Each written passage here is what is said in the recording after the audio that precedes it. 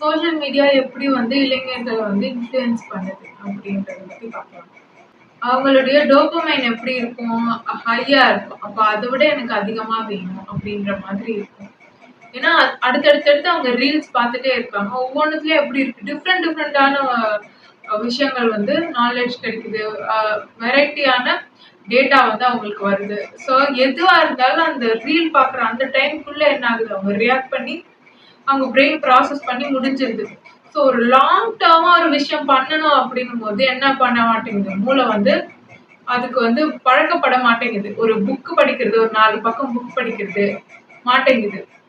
அதே மாதிரி ஒரு கவிதை எழுதுறது, இந்த எழுத்து வன்மையே போயிடும். ரிசீவிங் மோட்லயே இருக்கிறதுனால இவங்களுடைய தனிப்பட்ட கருத்து என்ன அப்படின்னு யோசிக்க மாட்டாங்க. அதை வெளிப்படுத்தணும் அப்படின்னு நினைக்க மாட்டாங்க. இதுவும் ஒரு வகையான ஒரு போதை மாதிரி, அந்த டோபமைன் அதிகமா கிடைக்கிறதுனால. அவங்க சோசியல் மீடியால பார்க்கக்கூடிய பிரச்சனைகள் எல்லாம் பாத்தீங்கன்னா, சமூகத்துல இந்த அவலம் நடக்குது அப்படின்னா பார்ப்பாங்க. ஒரு 10 செகண்ட் பார்ப்பாங்க. இப்பெல்லாம் 7 செகண்ட் 8 செகண்ட் தான்.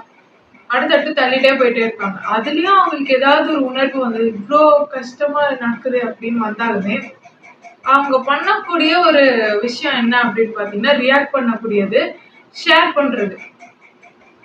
அதுலயே என்னமோ அவங்க பெருசா இந்த உலகத்தை காப்பாத்திட்ட மாதிரி, மாற்றத்தை ஏற்படுத்திட்ட மாதிரி ஒரு நினப்பு. அதோட என்ன ஆகும், அவ்வளவுதான், அடுத்து அடுத்து அடுத்து அடுத்து நியூஸ் பார்க்கறதுக்கு போயிடுவாங்க. ஸோ பிரெயின் என்ன பண்ணும், எல்லா கஷ்டத்தையுமே வந்து நார்மலைஸ் பண்ணும். இந்த சமூகத்துல ஏதாவது ஒரு அவலம்னா அதுக்கு நம்ம ரியாக்ட் பண்ற அந்த எபிலிட்டி வந்து குறைஞ்சிக்கிட்டே வரும். இப்போ இந்த காலகட்ட இளைஞர்களுக்கு உளவியல் ரீதியா இந்த சோசியல் மீடியாக்களால வரக்கூடிய பாதிப்புன்னு பாத்தீங்கன்னா, அவங்க உலகத்துல சமூகத்துல என்ன நடந்தாலும், என்ன அபியூஸ் நடந்தாலும் ரியாக்ட் பண்ணாம போறது. எதிர்த்து பேச மாட்டாங்க. எதிர்த்து பேசணும் அப்படின்னு தோணாது. கூட்டத்தோட கூட்டமா நமக்கு எதுக்கு பிரச்சனை அப்படின்னு வேடிக்கை பார்த்துட்டு இருந்துட்டு போறதுதான் இது ஊக்குவிக்குது. அதே மாதிரி ஏதாவது ஒரு விஷயம் நடக்கும், அந்த இடத்துல அது தவறா இருக்கும், தப்புனா தப்புன்னு சொல்ற தைரியமே வராது. அந்த டைம்ல தான் வந்து உங்களுக்கு ஃப்ரண்டல் லோபு, ப்ரீஃப்ரண்டல் கார்டெக்ஸ் இது எல்லாமே வந்து டெவலப் ஆகிற டைம். அப்போ வந்து இதுக்கெல்லாம் நீங்க ரியாக்ட் பண்ணாத மாதிரியான ஒரு சூழ்நிலை அமைய பெறுது அப்படின்னா, அந்த சூழ்நிலையில நீங்க வளர்றீங்க அப்படின்னா கடைசி வரைக்குமே இதோட எஃபெக்ட் வந்து இருக்கும். ரியாக்ட் பண்ணவே மாட்டீங்க, அது தப்புன்னே உங்களுக்கு தோணாது, அது நார்மல் அப்படின்னு வந்து பிரெயின் நினைச்சுக்கும். அப்புறம் டிப்ரெஷன், தாங்கள் நினைச்சது வந்து நடக்கல அப்படின்னாலும் வேறு விதமா இந்த சமூகம் எப்படி சொல்லுதோ அது இல்லாம, அது செட் பண்ணிருக்க நார்ம்ஸ் இல்லாம வேறு விஷயங்கள் தன் வாழ்க்கையில நடக்குது அப்படின்னா அதை வந்து தாங்கிக்க முடியாது, டிப்ரெஷன்ல போயிடுவாங்க. ஆல்ரெடி இளைஞர்கள் எப்படி இருப்பாங்க, அமிலம் பாயும் போது லோ ஃப்ரீக்வன்சி வைப்ல தான் இருப்பாங்க. இதுல டிப்ரெஷன்ல போயிட்டாங்கன்னா அங்கேயே அப்படியே இருந்துருவாங்க. சில பேர்லாம் வாழ்க்கையில கடைசி வரைக்கும் புலம்பிக்கிட்டே இருக்கிறவங்க இருப்பாங்க. அவங்க அவ்வளவுதான் அவங்களே முடிவு பண்ணிடுவாங்க. நான் இதுதான் நீங்க முடிவு பண்ணதுக்கு அப்புறம் உங்களை வந்து நான் மாத்துறதுன்றது ரொம்ப கஷ்டமான விஷயம். ஸோ ஒரு கஷ்டத்திலேயே ஃபீல் பண்ணிட்டு இருப்பேன், நான் கஷ்டத்திலேயே ஃபோக்கஸ் பண்ணிட்டு இருப்பேன் அப்படின்னு சொன்னீங்கன்னா, நீங்க பாக்குற எல்லா விஷயத்திலுமே நீங்க எதுல ஃபோக்கஸ் பண்றீங்களோ அது மட்டும் தான் தெரியும். உங்க ரியாலிட்டியவே நீங்க மாத்தி அமைச்சிருவீங்க. அது கஷ்டமா தான் போகும். நம்ம என்ன நினைக்கிறோமோ அதுதான் நடக்கும். என்னன்னு போல்தான் வாழ்க்கை, அவ்வளவுதான். டிப்ரெஷனுக்குள்ள போய் ஸ்ட்ரெஸ் வரும். அப்புறம் அந்த ஸ்ட்ரெஸ்ஸை வந்து வேற வழியில வெளிக்காட்டுவாங்க. பெண்கள் கூட வந்து அந்த ஸ்ட்ரெஸ்ஸை வந்து வெளிக்காட்டுறதுக்கு அவங்க வச்சிருக்க வழிகள் வந்து ரொம்ப லிமிட்டட். இப்படி வெளிக்காட்டினா இந்த மாதிரியான துயரத்துக்கு அவங்க வந்து உள்ளாகி இருக்காங்க நம்ம கண்டுபிடிச்சிடலாம். ஆண்கள் வந்து அதை வேற வழியில வெளிக்காட்டுவாங்க. அதுக்கும் இவங்களுக்கு நடந்த அந்த டிராமாஸுக்கும் இவங்க டிப்ரெஷனுக்குள்ள போனதுக்கும் சம்மந்தமே இருக்காது. வேற வழியில எல்லாம் அது வந்து வெளிப்படும். இப்படி எல்லாம் அது வெளிப்படும் போது இந்த சமூக கட்டமைப்பே என்ன ஆகும், உடைஞ்சிரும். ஒரு ஒழுங்குமுறை இருக்காது. இப்படியே ரீல்ஸ் பார்த்துட்டே இருக்கும் போது லேக் ஆஃப் எம்பத்தி வரும். அடுத்தவங்க ஏதாவது அவங்களுடைய பெயினையோ வலியோ சொன்னா உட்கார்ந்து கேட்க முடியாது. அவங்க நோய்வாய்ப்பட்டிருக்காங்கன்னா அவங்கள பார்த்துக்க மாட்டாங்க.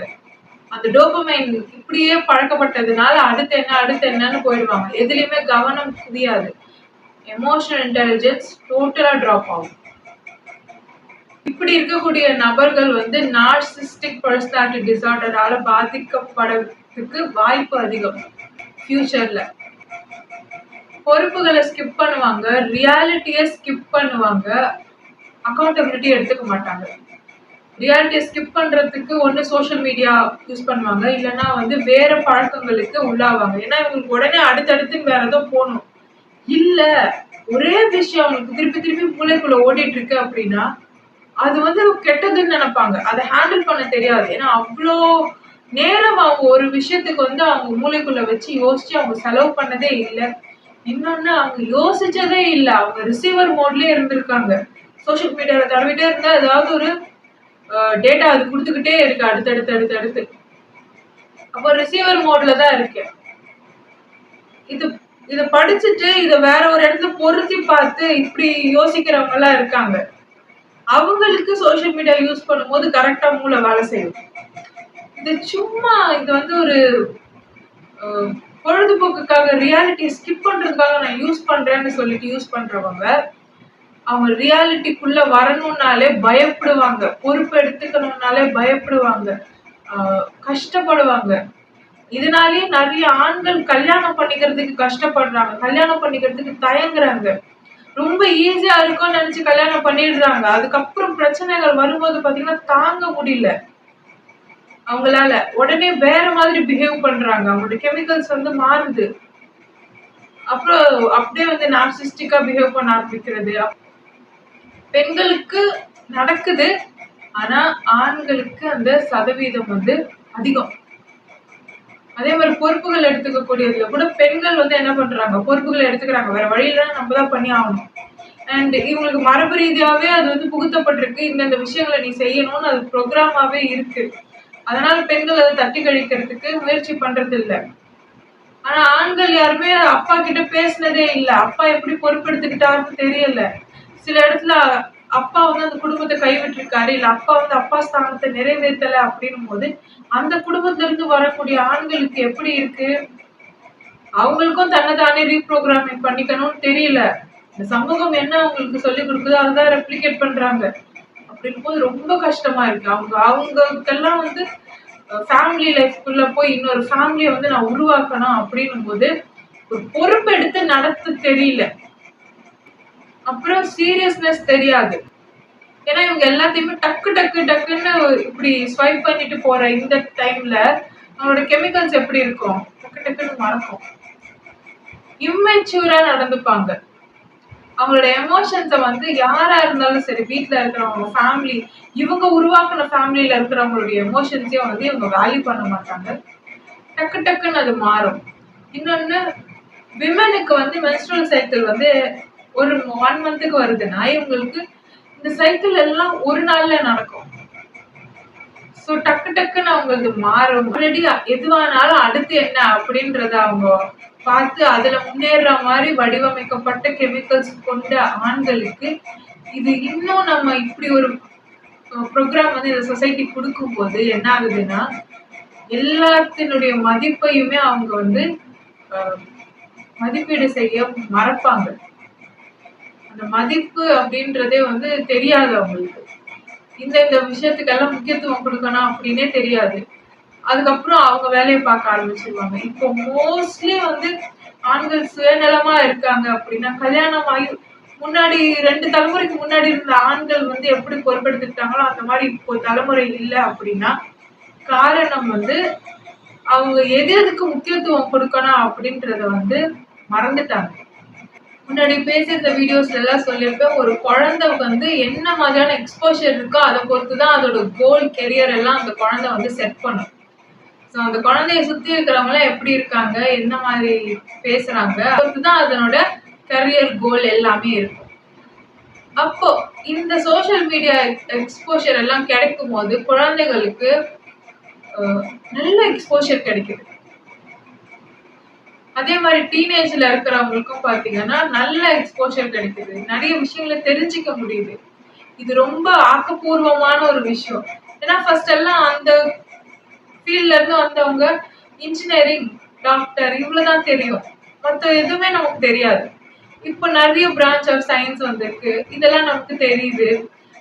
எக்ஸ்போஷர் நிறைய கிடைக்குது எஜுகேஷன் வைஸ்.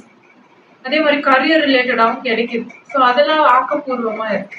நிறைய விஷயங்கள் எல்லாம் கன்சியூம் பண்ணி அவங்க முன்னாடி யாராவது அவங்களுக்கு கிட்ட வந்து அவங்க எமோஷன்ஸை வெளிப்படுத்துறாங்க அப்படின்னா, இல்ல இவங்க கிட்ட ஒரு மாற்றம் கொண்டு வரணும்னு முயற்சி பண்றாங்கனாலோ, இல்ல இவங்க இந்த மாதிரி தப்பு பண்ணிருக்காங்க, இதை நம்ம மாத்திக்கலாம் அப்படின்னு இவங்களுக்கு ஒரு அறிவுரை சொன்னாலுமே அத வந்து புரிஞ்சுக்கிற பக்குவம் அந்த இளைஞர்கள் கிட்ட, அதுவும் அந்த இளைஞர் பருவத்தை தாண்டி வளர்ந்ததுக்கு அப்புறமும் வராது.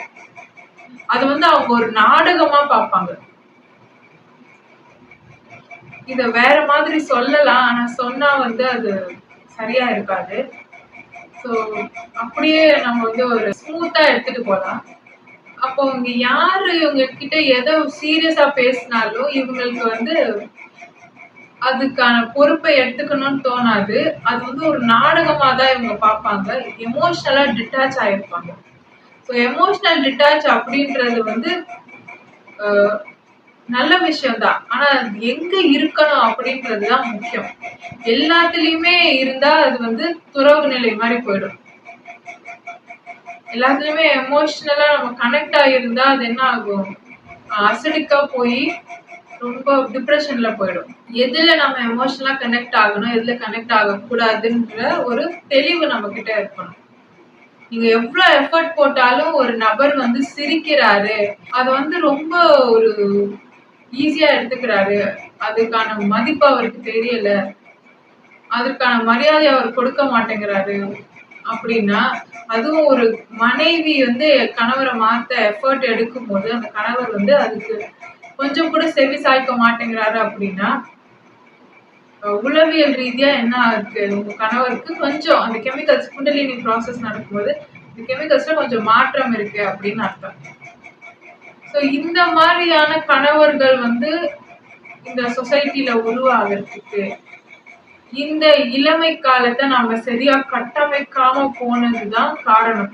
அது சரியா கட்டமைச்சு இருந்தோம் அப்படின்னு சொன்னா அடுத்த தலைமுறை நல்லா இருக்கும்.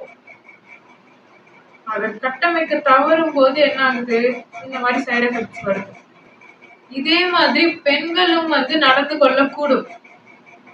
அப்ப அந்த பெண் அதே மாதிரி எல்லாத்துக்குமே வந்து செவி சாய்க்காம, எல்லா எமோஷன்ஸுக்கும் செவி சாய்க்காம அவ போயிட்டு இருக்கா, அவ வேலையை மட்டும் அவ பாக்குறானா, அவதான் வந்து ஸ்ட்ராங் விமன் அப்படின்னு சொல்லி இப்போ வந்து கம்பி சுத்திக்கிட்டு இருக்கோம்.